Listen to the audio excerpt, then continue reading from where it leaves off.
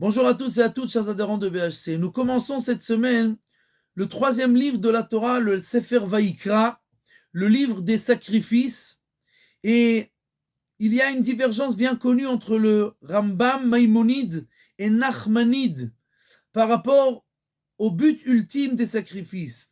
Le Rambam nous dit que les sacrifices n'ont qu'un but technique de séparer le peuple juif de l'idolâtrie, puisque en fait à l'époque les juifs étaient encore des idolâtres et qui offraient des offrandes, des sacrifices aux idoles et aux étoiles du ciel et de la terre et les étoiles célestes.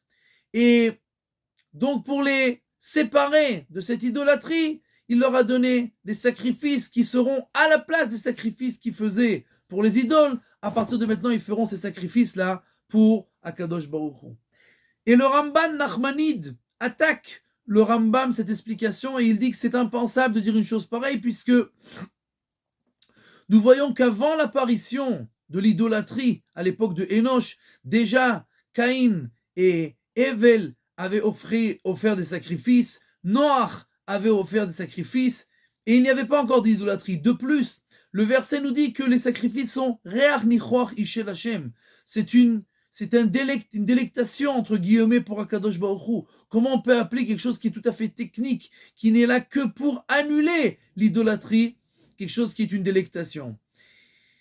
Mais j'ai entendu une fois du Rav Lieberman Zatzal, le grand rabbin d'Anvers, qui disait que il semblerait que le Rambam a aussi lu la Torah et qu'il connaît les versets du Sefer Bereshit, et donc il est clair que le Rambam avait une réponse à cela. Et la réponse c'est que l'idolâtrie, ce n'est pas seulement le fait de se prosterner à des idoles ou aux étoiles du ciel, aux astres du ciel. Mais l'idolâtrie, c'est aussi de s'idolâtrer à soi-même.